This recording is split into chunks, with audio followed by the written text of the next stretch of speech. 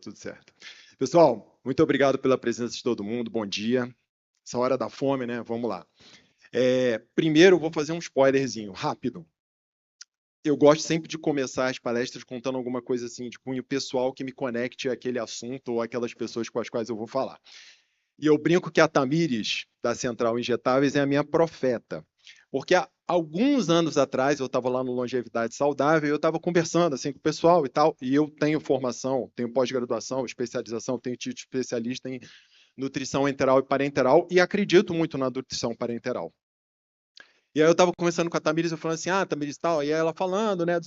Eu falei, não, mas a minha operação é muito pequena, estou começando. Ela falou, não, mas ó, de agora eu tô te vendo grande, viu? Aí eu fico brincando que ela é minha profeta, que alguns anos depois, mais exatamente, 6 anos depois, estou aqui palestrando para vocês nesse congresso. E em tempos em que a medicina com olhar funcional integrativo, que é tão básico, né? Tanto a nutrição quanto a medicina com olhar funcional integrativo é tão básico, a gente ainda precisa ficar gastando tempo para falar, gente, leaky gut existe, tá? É cansativo, mas a gente vai em frente. Então, assim, a importância de um congresso como esse é justamente dar ferramentas para que vocês tenham bons argumentos para continuar praticando da forma como vocês, como nós praticamos. E é maravilhoso dar aula porque é uma excelente oportunidade para a gente estudar também. Então, alguns desses slides aqui eu demorei. Ontem eu fiquei o dia inteiro finalizando a aula. Minha mulher, pô, mas tua aula já não estava pronta. Eu falei, cara, mas tem um tema específico de um produto específico e eu gastei assim umas 4 horas lendo sobre aquilo para chegar em um slide. Mas vamos embora. Então vamos lá. O tópico que me foi proposto, síndrome do intestino irritável, abordagem funcional focada em suplementação. Panoramão, por que a gente precisa falar sobre síndrome do intestino irritável? Por que a gente precisa falar sobre intestino independente? Se você for médico, educador físico, fisioterapeuta, gastroenterologista, nutrólogo, nutricionista com especialização do esporte em emagrecimento, em intestino, porque Hipócrates já dizia para a gente, em 400 anos de Cristo, que a morte mora no intestino. Mas a gente pode repaginar essa frase do Hipócrates e dizer, bom, se a morte reside no intestino, a vida pode residir lá também, certo? Então, quando nós pensamos acerca da importância do intestino, nós vemos como independente do que você faça, como abordagem, mesmo que você tenha vindo só para fins pessoais, para tratar a si próprio, os seus familiares, entender que se você olhar para o intestino do teu paciente, você não sabe por onde começar, aquele caso super complexo, enrolado, começa pelo intestino, que definitivamente você vai oferecer uma excelente janela de oportunidade para que ele seja adequadamente tratado. A grande treta é, defina o intestino saudável. E aí a gente tem essa publicação que mostra um timeline, né, um cronograma bem interessante, alguns pontos que a gente precisa relevar. Eu não uso a bolinha não, tá? Só o Murilo sabe usar isso daqui, eu vou na mão mesmo. Então, assim, o que é fácil? O intestino adoecido. E o que uma pessoa vai manifestar com o intestino adoecido? Quando ela tem sangramento, quando ela tem diarreias profusas, quando ela começa a ter perda de peso. E isso a gente encontra em condições como doenças inflamatórias intestinais, doença celíaca, refluxo gastrointestinal, outras doenças de diagnóstico gastrointestinal bem definido. O negócio é quando a gente não tem uma doença diagnosticada, uma condição diagnosticada. E aquele paciente que tem gases, distensão abdominal, desconforto, alguma irregularidade intestinal. E aí, muitas vezes, a gente vai precisar lançar mão do quê? Dos exames de maior precisão para que a gente consiga chegar lá. Quando a pessoa não tem doença e não tem nenhuma queixa específica, mas espera aí, será que essa pessoa tem um intestino que imunologicamente é preservado? Será que essa pessoa tem uma capacidade de absorver adequadamente nutrientes? Será que ela tem um aumento de permeabilidade intestinal? Spoiler, se isso cair na rede, existe, tá? Apesar dessa última semana a gente ter precisado ficar lutando contra a lacração por aí, dizendo que não existe. E uma inflamação de baixo grau. Então, nesse caso, é aquele em que você faz um exame de precisão. Eu lembro uma vez conversando com um colega que ele me falou assim, Cristiano, um exame específico lá, um coprológico funcional turbinado.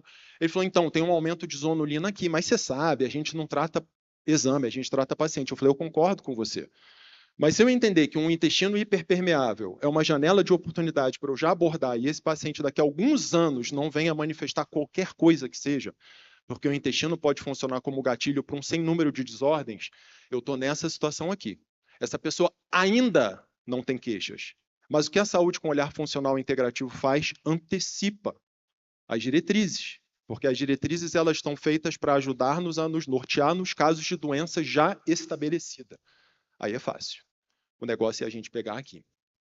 E até que a gente chegue, de fato, no intestino desejável, o sonho do intestino desejável por todo mundo, em que a gente tem uma barreira eficiente, uma digestão eficiente, uma capacidade adequada de produzir antioxidantes naquele território intestinal, que eu tenho uma produção de ácidos graxos de cadeia curta, que eu, obviamente, tenho um menor risco de desenvolver infecções e que eu tenha um metabolismo bacana, que funcione legal.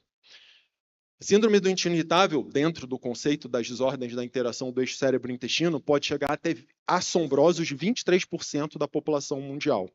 Quando a gente fala de Brasil, 40% da população brasileira tem alguma desordem da interação do eixo cérebro-intestino, dentre elas, mas não exclusivamente, síndrome do intestino irritável. A média mundial, 10%, mas a gente pode chegar até 23%. E a gente tem o consenso Roma, que é um grupo de estudo que todo ano publica e vai se atualizando, e a cada 10 anos eles renovam as diretrizes das mais de 30 desordens da interação do eixo cérebro-intestino conhecidas que nós temos atualmente, e existem alguns critérios para o diagnóstico de síndrome do intestino irritável. Então, assim, se a pessoa chega no teu consultório e diz, eu tenho distensão abdominal, tenho síndrome do intestino irritável, a primeira coisa que você vai perguntar, se tem dor? Dor não. Então, você não tem síndrome do intestino irritável. Você tem alguma desordem da interação do eixo cérebro-intestino, mas não é dor. Então, por critério, a gente precisa ter um quadro que tenha se iniciado pelo menos 6 meses antes, que esteja persistindo nos últimos 3 meses e essa pessoa, pelo menos uma vez por semana, tenha dor abdominal, uma alteração no padrão evacuatório e uma alteração na característica das fezes. E aí, o consenso Roma, ele subdivide isso em diferentes tipos, tipo diarreico, tipo constipação, tipo misto, ou então a indeterminada, quando você não vai conseguir colocar numa dessas caixinhas e existem essas tabelas. Isso, gente, é muito mais para pesquisa. Na prática, o que você vai ver? Um padrão de síndrome do intestino irritável misto, um padrão de síndrome do intestino irritável diarreico ou constipação. Esse é o nosso arroz com feijão mesmo.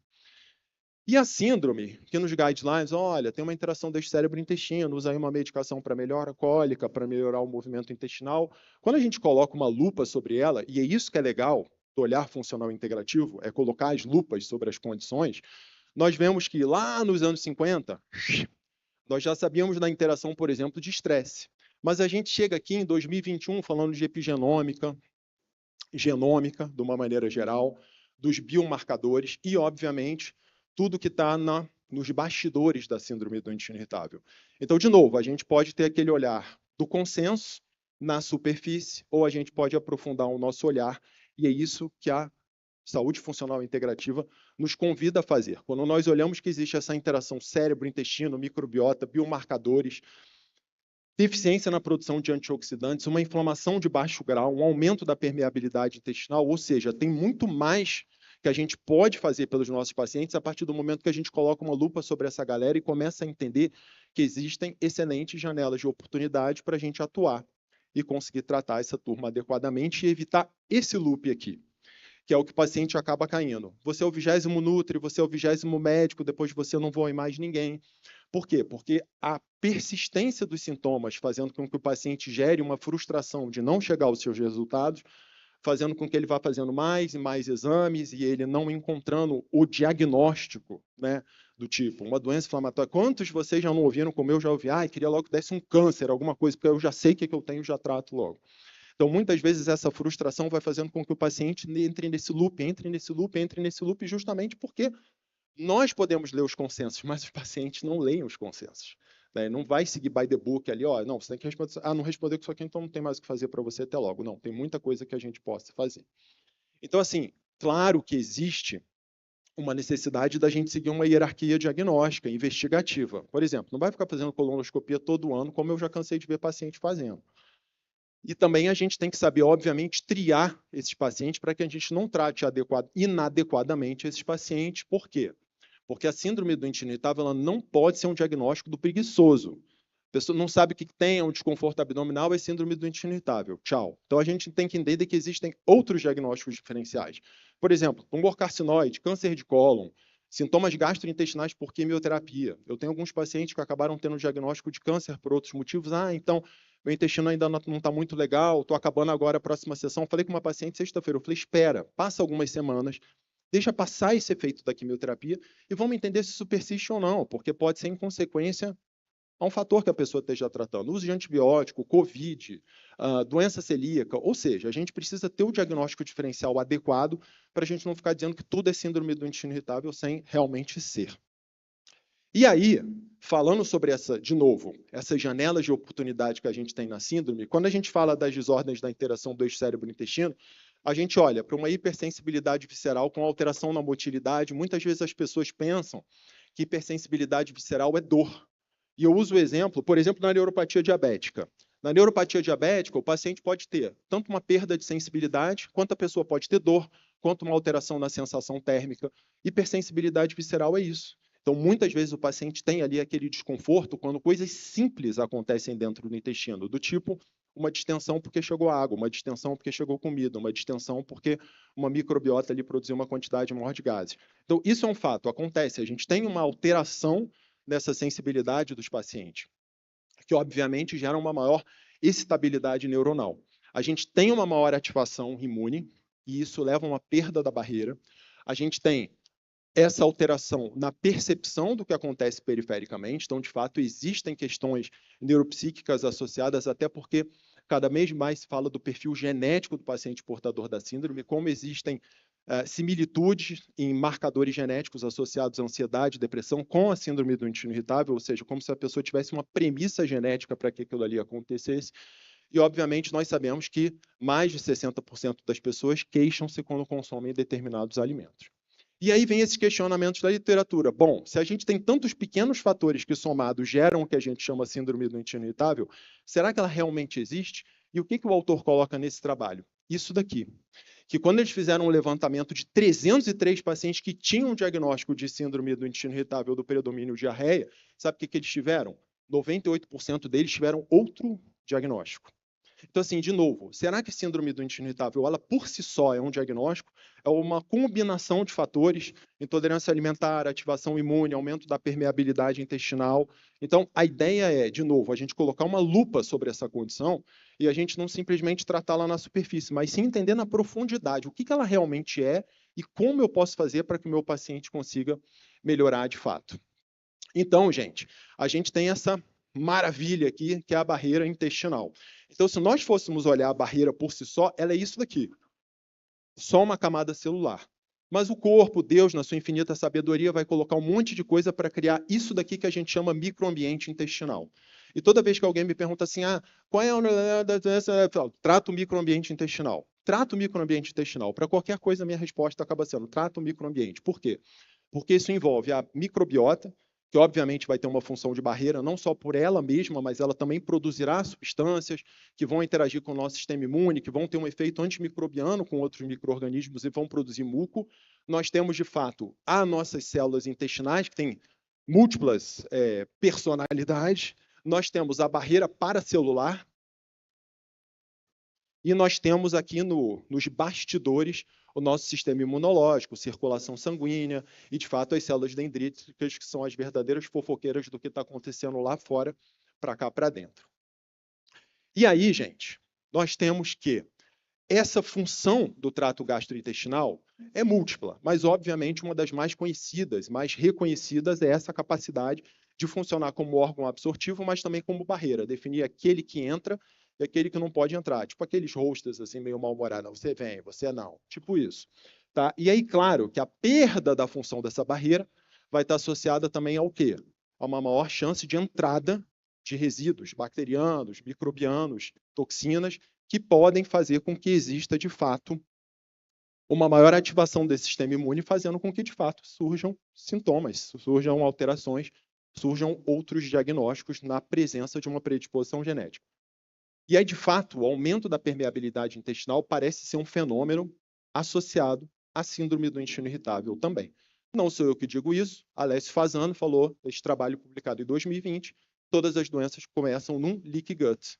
Ao contrário, caprichando aquilo que Hipócrates falou, dizendo que, de fato, as doenças elas têm uma base, obviamente, genética, imunológica, mas um aumento da permeabilidade intestinal pode ser a porta aberta para que, de fato, isso aconteça. E o que pode provocar um aumento da permeabilidade intestinal?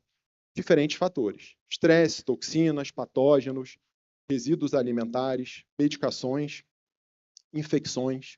Todos esses são fatores que podem fazer com que exista um aumento dessa permeabilidade, e esse aumento de permeabilidade funcionando como uma cascata, uma verdadeira cascata de desenvolvimento de mediadores imunológicos que vão fazer com que, de fato, exista uma circulação sistêmica desses mediadores que vão lá em diferentes órgãos-alvo, na predisposição genética de cada um, obviamente, fazendo com que exista maior chance de desenvolvimento de problemas. E aí, o que a gente tem? Que a síndrome do intestino irritável também é uma situação em que parece que o aumento da permeabilidade intestinal sendo um evento precoce. Ou seja, aquela menina lá do meu colega que discutiu comigo, mas a menina não tem nada, tudo bem, mas ela pode ter. Porque o aumento da permeabilidade intestinal com esse trigger imunológico pode, de fato, funcionar como um fenômeno precoce para o desenvolvimento da condição. E a gente tem que esse perfil imunológico, ele tem uma característica tanto de microbiota quanto imunológica diferente ao longo do trato gastrointestinal. Então, quando a gente olha do duodeno, jejuno, ilho, cólon, a gente tem uma diferença na quantidade de micro-organismo, na quantidade de células imunes especializadas. E isso vai fazer diferença, por quê? Porque o que a literatura mostra para a gente é que existe uma maior presença de células inflamatórias no território gastrointestinal dos pacientes portadores da condição, quando comparados aos indivíduos não portadores. Ou seja, existem dados de fato que mostram para a gente um aumento, uma maior ativação, uma maior presença de células imunes, como se fosse uma inflamação crônica de baixo grau. Este trabalho, guarda essa imagem, mais para frente eu vou usá-la de novo. A gente tem aqui como é que pode funcionar no paciente portador da síndrome essa desregulação. Então, esse aumento da permeabilidade, permitindo o contato desses antígenos com as células dendríticas que vão ativar uma resposta. Tanto as células dendríticas elas vão ficar naquele meio do caminho da imunidade inata e da imunidade adquirida, ou seja, ela reconheceu ali que existe um micro-organismo na jogada, ela vai ativar uma via imunológica que culminará principalmente na síndrome do intestino irritável com degranulação tanto de mastócitos quanto de eosinófilos e também a ativação de células T. Então, aqui, nessa imagem, nós vemos a quantidade de trabalhos que mostram, sim, a maior presença de células inflamatórias, células imunes, que participam em pacientes portadores de síndrome do intestino irritável. Então, de novo, não, o que diferencia na síndrome do intestino irritável você não tem um fenômeno inflamatório. Será mesmo? As evidências mostram um pouquinho o contrário para a gente disso, e elas vêm se reforçando cada vez mais por conta desse autor, o Javier Lizarraga. O que ele mostrou nesse trabalho publicado em 2021? O seguinte, eles pegaram portadores de síndrome do intestino irritável e indivíduos não portadores. E eram pessoas que queixavam-se de questões gastrointestinais, sintomas abdominais, quando consumiam determinados alimentos. Então, o que eles fizeram? Esses pacientes foram submetidos à colonoscopia e injetaram ali pela colonoscopia, dentro da mucosa desses pacientes, determinados substratos. Histamina, solução salina, soja, trigo, glúten, leite. E fizeram a mesma coisa com pessoas que não relatavam nada de sintoma. E o que eles encontraram? Além disso, eles fizeram uma biópsia para identificar se existia mais quantidade de mediadores imunológicos. Talvez vocês percam um pouco a qualidade da imagem, mas o que eles observaram é que quando eles injetaram esses substratos mais alergênicos, e que os pacientes queixavam-se quando consumiam, a gente percebe que há uma diferença na mucosa desses pacientes. É uma mucosa que ficou mais inchada, mais reativa. Quando eles coletaram biópsia, eles encontraram marcadores IgE positivo, ou seja, marcadores alérgicos. E esses pacientes foram submetidos à coleta no exame de sangue e não havia IgE positivo. Ou seja, talvez isso que a gente fale de intolerância alimentar, na verdade, seja uma alergia alimentar com manifestação apenas restrita ao trato gastrointestinal. Neste outro trabalho de 2019, eles fizeram a mesma coisa, só que por endoscopia. E eles utilizaram um tipo de aparelho, acho que não tem no Brasil ainda, chamado confocal. O que é um aparelho confocal? Além da endoscopia, na ponta ele tem um microscópio eletrônico. Na época que eu ainda fazia endoscopia, a gente falava, caraca, o futuro do endoscopista é ser patologista, aí por isso que eu vazei. Mas aí o negócio é o seguinte, o que eles observaram? Eles fizeram a mesma coisa, eles expuseram aquela mucosa, aquele substrato alimentar, e o que eles viram? Repara que aqui é mais brilhoso, tem uma cor mais evidente, isso aqui é degranulação eosinofílica. Então, a partir do momento que eles expuseram aquela mucosa, aqueles substratos alimentares, houve uma maior degranulação de eosinófilos. O que eles concluíram ao final do trabalho? Que mais de 50% dos pacientes poderiam ter uma alergia atípica, sem manifestação cutânea e sem ter manifestação sanguínea. Então, talvez aquele paciente que você nunca consegue fazer reintrodução alimentar, que come alguma coisa e passa mal segundos depois, não seja só a histamina, pode ser uma alergia também. E que a intolerância não seja só a intolerância, mas algum grau de alergia que, pelas métricas atuais, a gente não consegue ainda diagnosticar, mas não significa que elas não existam. E essa é a teoria por trás dessa jogada nesse trabalho publicado no Nature. Eles mostraram o seguinte: a pessoa se expõe a um alimento e está ali num contexto inflamatório em que, de novo, existe o aumento da permeabilidade intestinal. Quando existe o aumento da permeabilidade intestinal, o que acontece? Esse sistema, os bastidores do intestino, ficam mais expostos a esses resíduos alimentares. E o corpo não está preparado para receber aquele treco e vai produzir antígenos contra aquelas substâncias, anticorpos contra aqueles antígenos. Só que o intestino é rancoroso. A partir do momento que ele entrou em contato com alguma coisa que ele não gosta, ele vai guardar a cara daquela pessoa. Aqui tu não entra mais. Então, fica lá guardadinho no mastócito, esse receptor, esse antígeno, né, esse anticorpo. A partir do momento que a pessoa entrar em contato de novo num outro contexto, sem estar inflamada, sem nada, o que vai acontecer? Opa, é aquele cara lá. Célula dendrítica fofoqueira, vai lá, avisa para o mastócito pimba, degranula e solta todos os seus milhares de compostos, dos quais ele guarda. A literatura diz para a gente que o mastócito é uma glândula unicelular, e entre eles vai ativar esses receptores. Lembra que eu tinha falado da hipersensibilidade visceral? Então, um dos mecanismos justamente poderia ser esse. A própria mídia leiga já fala para a gente, o que Murilo Pereira já fala há bastante tempo, né, que os ultraprocessados possivelmente são fatores associados ao aumento da permeabilidade intestinal, são fatores que estão associados ao maior desenvolvimento de questões alérgicas e são fatores que estão associados, sim, a desequilíbrios na nossa microbiota intestinal. De que forma? Porque os ultraprocessados, obviamente pela qualidade péssima de composição que eles têm, eles não vão fornecer determinados nutrientes que vão ser importantes para o treinamento do nosso intestino. Óbvio que eles ainda têm outros compostos que aumentam a permeabilidade, começam toda aquela cascata, emulsificantes, corantes, um sem número de conservantes ali presentes, mas além disso, a própria característica ruim, pobre, nutricional, fará com que exista menor quantidade de fibra, menos produção de ácido graxo de cadeia curta, desequilíbrio da microbiota intestinal, e aí o teu cenário está armado de novo para dar confusão. O professor Peter Gibson, em 2020, só um dos caras que encunhou o termo FODMAP, da Universidade de Monash, na Austrália, fez essa proposta em 2020, em que eles falavam assim, poxa, lá atrás, em 2005, eles falaram o seguinte, será que a alimentação pode causar a doença de Crohn? Eles pensaram que os FODMAPs poderiam causar a doença de Crohn. Eles não chegaram a essa conclusão, mas esse trabalho eles chamaram The FODMAP Theory Revisited, em que eles justamente voltavam para o FODMAP para entender, poxa, mas será que é só isso mesmo? Será que é só a pessoa ter menos gases? Ou será que tem alguma outra coisa por trás da jogada? E neste trabalho, o que o professor Gibson fala?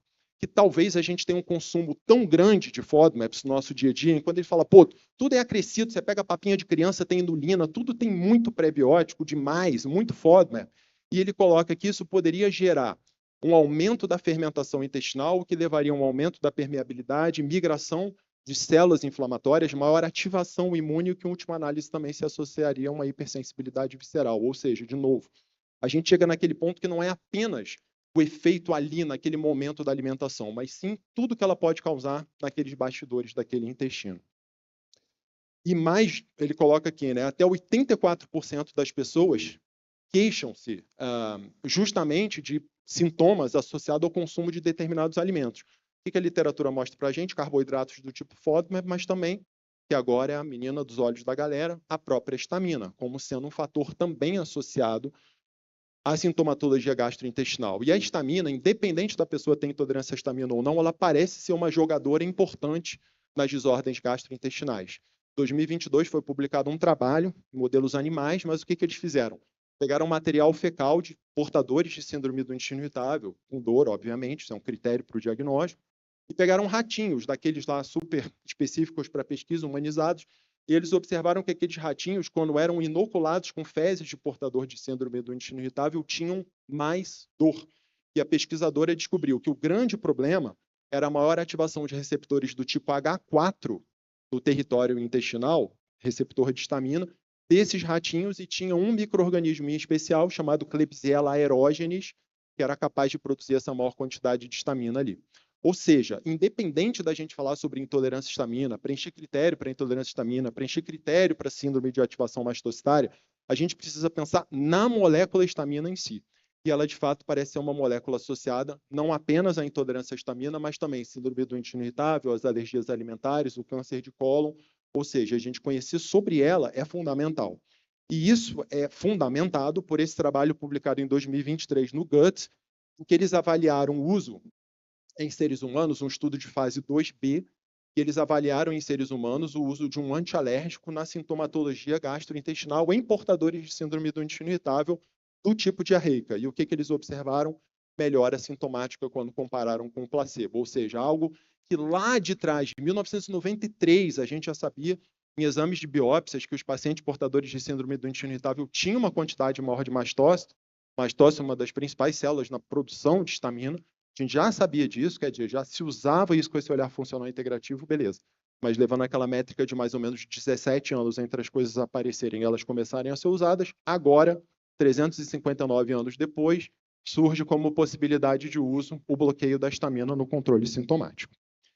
E aí, claro, a gente não pode esquecer que existe sim a questão do estresse nos tempos atuais, viver no Brasil em 2025, não é fácil, como isso tudo funciona como um grande desregulador para esse sistema também. É importante citar, mas foge o escopo da nossa aula, que é focado na parte de suplementação. Mas é interessante entender que essa imagem do Nature, sempre que eu tenho a oportunidade de usar, eu utilizo porque ela fala acerca desse círculo, perdão, 2014, desse círculo vicioso aqui. E eu costumo usar esse exemplo. Imagina que você tem na sua cidade uma pracinha toda bonitinha, banquinho arrumadinho, balancinho, criança, cachorro, vovó, aquela coisa charmosa. E aí o que acontece? Você tem uma outra cidade que tem uma praça toda depredada. Só, nossa, a praça tinha futuro, mas é toda detonada. Dejetos humanos, dejetos animais, banquinho quebrado, não tem nenhuma manutenção. Quem que vai frequentar as pracinhas? Numa você vai ter o vovozinho, a vovozinha, o cachorrinho, as crianças. Na outra, vai ser, de repente, uma galera que não vai se incomodar muito em ficar naquele ambiente e vai fazer com que aquele ambiente perpetue-se ruim. Então, é a mesma coisa da tal da história do microambiente intestinal. E aqui, o que esse trabalho mostra para a gente? Que uma microbiota instável gera um ambiente instável. E um ambiente instável perpetua uma microbiota instável também. Ou seja, quem frequentar a pracinha bonitinha vai querer que a pracinha continue bonitinha. Quem frequenta a pracinha sujinha vai querer que a pracinha continue sujinha. E isso sendo uma premissa da síndrome do intestino irritável também. O que a literatura mostra para a gente? A gente não tem nada sacramentado, até porque a gente não consegue ainda definir o que é uma microbiota normal. Mas a gente encontra que tanto homens quanto mulheres, portadores de síndrome do intestino irritável, ao serem comparados com indivíduos sem a síndrome do intestino irritável, apresentam diferenças em relação aos seus perfis de microbiota. E é comprovada a participação da microbiota na síndrome do intestino irritável quando nós vemos essa condição, que é a síndrome do intestino irritável pós-infecciosa, que 10% das pessoas que têm um quadro de infecção gastrointestinal vão cursar com síndrome do intestino irritável. O exemplo, caraca, desde aquela viagem que eu passei super mal, tive uma baita diarreia, meu intestino nunca mais foi o mesmo. É essa pessoa. 10% das pessoas, então, num contexto inflamatório, infeccioso intestinal, podem desenvolver uma síndrome do intestino irritável pós-infecciosa. Neste trabalho, eles reforçam qual a importância da microbiota intestinal na jogada. Então, a gente vê que a microbiota intestinal está associado a um perfil epigenético daquele território intestinal, sistêmico, de uma maneira geral, obviamente, mas inclusive do intestino, participa do eixo cérebro-intestino, tem um efeito molecular, de mimetismo molecular, né, que vão funcionar como sinalizador para o nosso corpo. Eles podem ser responsáveis por respostas imunes equilibradas ou aberrantes, e, além disso, eles podem, sim, participar de uma microbiota intestinal mais desorganizada. Então, quando a gente tem uma condição como o SIBO, por exemplo, que é o ápice da disbiose intestinal, a gente tem, dentre os fatores que estão associados, uma perda da integridade da mucosa. E, obviamente, os sintomas todos que vão acontecer em consequência a essa perda dessa integridade. Então, se eu tenho uma perda de integridade, uma alteração na movimentação desse intestino, uma maior produção de mediadores imunoinflamatórios, eu tenho toda a sintomatologia da SIBO, não é simplesmente porque eu tenho mais micro-organismo lá, mas sim o que esses micro-organismos em excesso e em desequilíbrio vão provocar naquele ambiente, o que esse ambiente vai gerar de resposta para o meu organismo.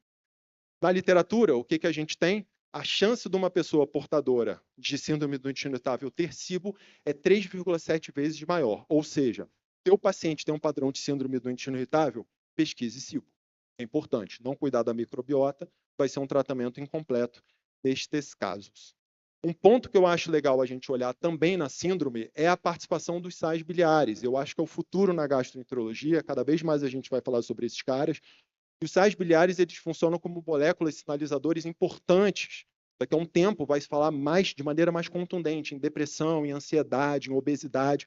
Existem os receptores para sais biliares espalhados pelo corpo todo, FXR, TGR5, e eles de fato são sinalizadores importantes, não apenas para digerir gordura. Eles têm muito mais função. E é interessante observar como 30% das pessoas que têm o diagnóstico de síndrome do intestino irritável tipo diarreica, na verdade, tem má absorção de sal biliar. Será que era síndrome do intestino irritável ou será que eu tive preguiça de investigar meu paciente? E aí nós vemos trabalho do Mark Pimentel, 2022, em que ele mostra como existe uma alteração dos sais biliares secundários dos pacientes portadores de síndrome do intestino irritável quando comparados com indivíduos não portadores da condição. E como nós sabemos que os sais biliares eles não só transformam a nossa microbiota, como também são biotransformados por ela. Ou seja, são verdadeiras moléculas sinalizadoras e que têm uma participação nessa jogada. Se o meu paciente tem uma produção de sal biliar e esse sal biliar é inadequadamente reabsorvido no ilho terminal, esse meu paciente pode ter diarreia. Então, ele pode falsamente ter um diagnóstico de síndrome do intestino irritável, na verdade, que ele tem uma má absorção de sal biliar, que eu tratando adequadamente, ele vai responder. O que a gente pensa como estratégia, então? Eu apresentei para vocês todo um arsenal teórico para a gente pensar que a gente tem um monte de coisa para a gente atuar na síndrome.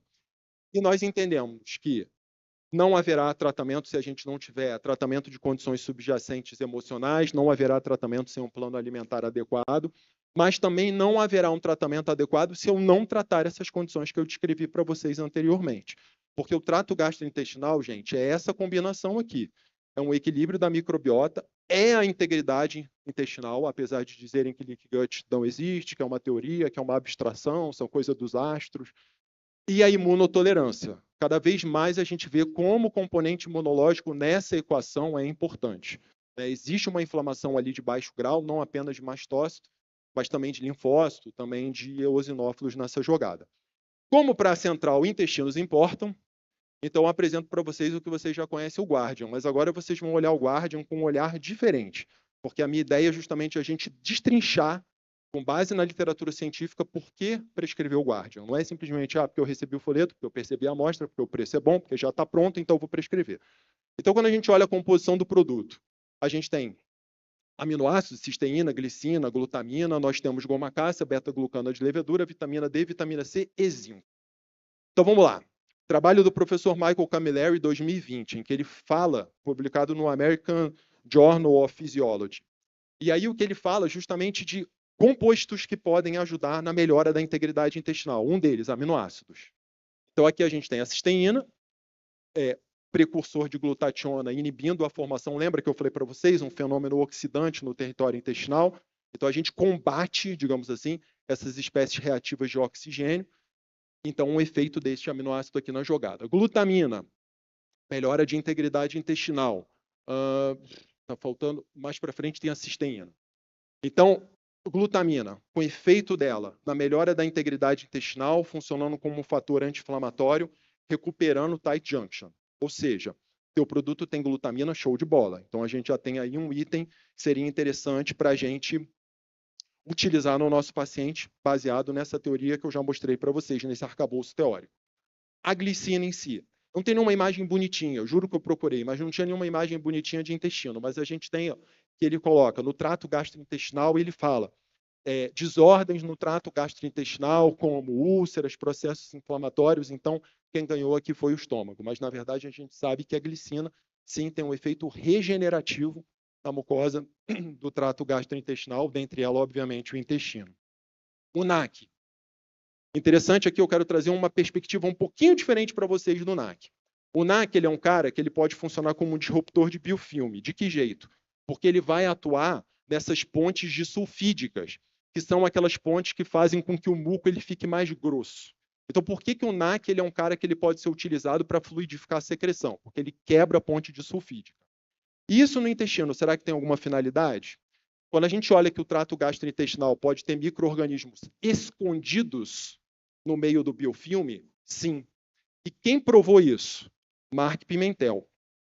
Apresentaram esse trabalho na Semana do Aparelho Digestivo Americano, DDW, e eles fizeram estudos em modelos animais em que esses ratinhos com SIBO foram expostos ou a antibiótico padrão para SIBO, que é a rifaximina, ou antibiótico com NAC. E o que eles observaram? Que o uso do NAC nesses ratinhos fez com que a necessidade de droga, da quantidade do antibiótico fosse menor. E o que eles concluem? Que a quebra do biofilme foi uma estratégia interessante para você diminuir a necessidade de antibiótico, você aumentar a eficiência do antibiótico. Porque você rompe biofilme, então você deixa aquele micro-organismo mais exposto à ação do antibiótico em si. Então, eles confirmam que, apesar de ser um estudo em modelos animais, é uma coisa que o grupo do Mark Pimentel já colocou em prática, o uso do NAC como sendo um adjuvante no tratamento do supercrescimento, fazendo com que exista a menor chance de recidiva, por você tirar a biofilme e você deixar o micro-organismo mais exposto à ação do antibiótico, se assim for a indicação. Aqui a gente tem o zinco, cara que participa também da integridade intestinal. Ele não especifica aqui, ele não coloca subtipos específicos de zinco, mas ele diz que é fundamental na construção de barreira intestinal. E, de fato, a gente tem que, além disso, publicado pelo grupo de pesquisa do King's College, em Londres. O zinco ele tem uma participação fundamental na melhora da integridade intestinal, e não só isso, ele pode ter um efeito também em doenças inflamatórias intestinais por ter um efeito regulador imunológico.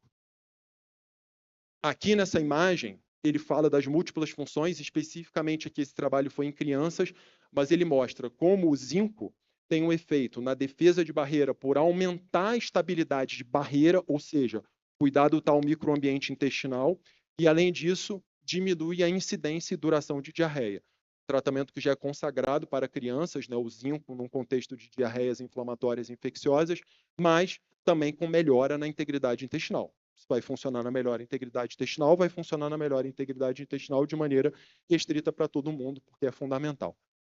A fibra, a função da fibra no nosso sistema, ela não apenas será importante para cultivar uma microbiota mais saudável, mais equilibrada, mas, em última análise, isso vai fazer com que, de novo, aquele microambiente intestinal seja um microambiente mais estável. Se eu tenho mais ácido graxo de cadeia curta produzido lá, butirato, acetato, propionato, eu tenho mais nutriente para que essa barreira intestinal mantenha-se estável, equilibrada e íntegra.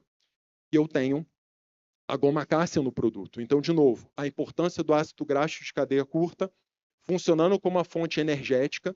Se eu tenho uma fonte energética, eu tenho maior seção, digamos assim, de energia mitocôndria intestinal, isso vai facilitar a motilidade do trato gastrointestinal também. Não apenas isso, eu vou conseguir deixar com que esse ambiente seja um ambiente menos oxidativo, combatendo espécies reativas de oxigênio, eu tenho mitocôndria que está mais espertona, e, além disso, os ácidos graxos de cadeia curta com sua função, estimulando a produção de mais citocinas anti-inflamatórias, principalmente mais desejada a interleucina 10, e, em última análise, vão combater inflamação intestinal. Beta-glucana de levedura.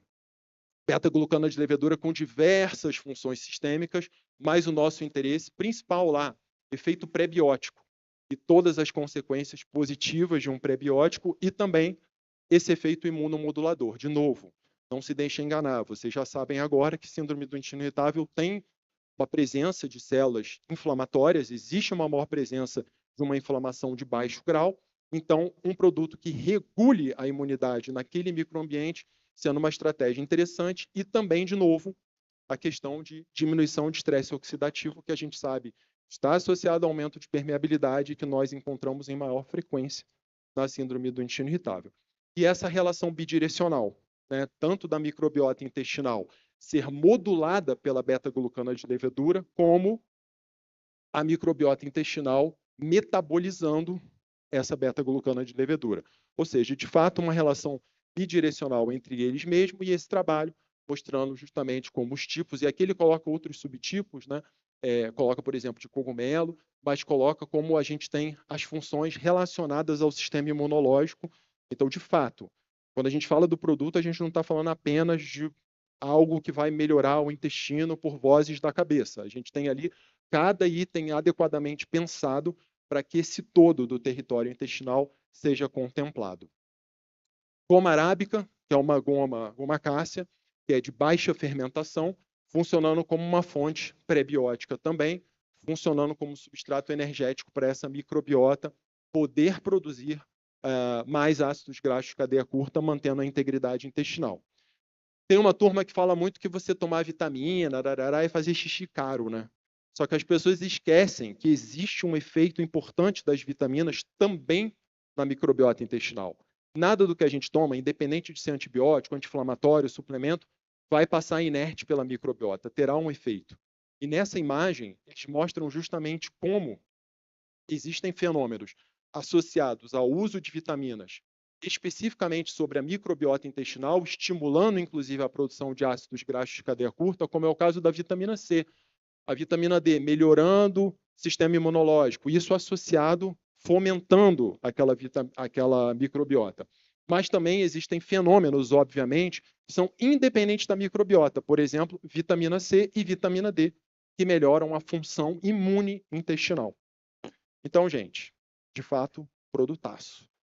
Deficiência de vitamina A e vitamina D, podendo estar associadas a maior predomínio de proteobactérias, que são maiores sinalizadoras do nosso sistema imunológico, de uma maneira negativa, para um lado pró-inflamatório, e, além disso, aumentando a permeabilidade do intestino. Vitamina A e vitamina D tendo esse efeito regulador na microbiota intestinal. Então, algumas das funções citadas da vitamina D: melhora da microbiota, aumentando a produção de peptídeos antimicrobianos, melhora da barreira e, sobretudo, você jogando essas células T reguladoras para o lado bom da força, fazendo com que o ambiente seja um ambiente mais anti-inflamatório do que pró-inflamatório.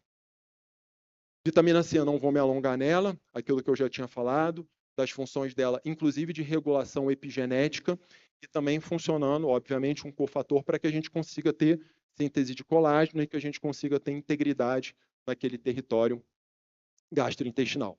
Então, essa imagem mais bonitinha para a gente lembrar que tanto o antioxidante, né, presente na comida, nos alimentos ou na própria suplementação, vão ter um impacto na microbiota intestinal, e esse impacto na microbiota intestinal, por isso que eu sempre falo, quem tem efeito sobre a microbiota intestinal não é apenas antibiótico. Tudo que a gente ingere vai ter um efeito na microbiota e vai ter um efeito regulador sobre essa microbiota intestinal, seja um efeito direto, seja um efeito indireto através do estímulo adequado que a gente quer para o nosso sistema imune. E nós temos como eles são responsáveis por aumentar uma microbiota mais associada a um ambiente saudável. E aí a gente fala justamente dessas vitaminas que são chamadas colon-directed, ou seja, é xixi caro. Não, tem muita coisa de suplementação que a gente vai usar, que o objetivo é chegar no intestino mesmo. Se tem corticoide que chega no intestino, por que a gente não pode usar vitamina para chegar lá no intestino? Então, qual é a ideia dessas vitaminas colon-directed?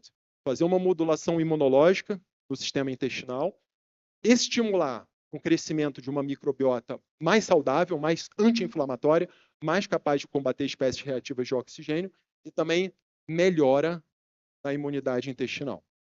E para isso, completando isso, a gente tem o Restaure, que é um produto que contempla as vitaminas A, D, E e K, vitaminas lipossolúveis. Lembra que eu falei para vocês que síndrome do intestino irritável pode ter associação com má absorção intestinal, associado a uma má absorção de sal biliar? Quando você tem uma má absorção de sal biliar, você tem uma maior dificuldade de absorver gordura. Quando você tem uma maior dificuldade de absorver gordura, você tem uma maior dificuldade de absorver vitaminas lipossolúveis. Então, lembrar desses pacientes, principalmente com esse diagnóstico de má absorção de sal biliar, porque esse produto vai ser um produto que vai contemplar todas as vitaminas lipossolúveis que nós precisamos ficar atento nesses pacientes. Lembra que eu tinha falado para vocês de célula dendrítica? Eu falei, guarda esse slide. Então, a gente tem a célula dendrítica, que é aquela fofoqueira, que percebe tudo que está acontecendo lá fora e sinaliza para o nosso sistema imune montar a resposta imunológica e vai ativar as células T, vai jogar a direção para uma célula T reguladora, vai estimular a ativação de eosinófilo, que vai estimular mastócito. E aí a gente tem um produto da Central Pharma, que é o lançamento, que é o Imuse. O que é o Imuse? Ele é um produto chamado Lactococcus lactis. Mas como a gente sabe que probiótico, né, tem nome e sobrenome, então essa espécie específica. Mas o Imuse não é um probiótico. Ele é um pós-biótico, que eles chamam heat killed, ou seja, aquele probiótico que foi morto pelo calor induzido à temperatura mais alta, mas ele funciona como um pós-biótico. E qual é a função desse cara? Ele é um regulador de célula dendrítica. Então ele vai lá na célula dendrítica e fala, olha só, o negócio é o seguinte, está tendo uma confusão ali fora e a gente precisa que você organize essa resposta imunológica para que ela seja menos inflamatória e ela seja mais anti-inflamatória. Então, basicamente, o que ela vai fazer? Ela vai ter uma ação mais em célula T reguladora, fazendo com que a gente tenha um estado de mais imunotolerância, através do estímulo de produção de interleucina 10, desejável, e TGF-beta. Do contrário, quando a gente tem uma célula dendrítica fofoqueira, bagunceira, arruaceira, o que ela vai fazer? Ela vai fazer uma atuação principalmente sobre células T, estimulando TH17, que é mais produtor de interleucina 17, que está mais associado à imunointolerância, alergia alimentar, etc. Ou seja, isso aqui vai exatamente ao encontro do que a gente precisa. É a gente direcionar a célula dendrítica para ter uma resposta mais anti-inflamatória e mais de imunotolerância, que é uma coisa que nós vimos que é altamente frequente nos pacientes portadores da síndrome do intestino irritável. Uma imunotolerância, uma maior imunointolerância, principalmente associado à alimentação.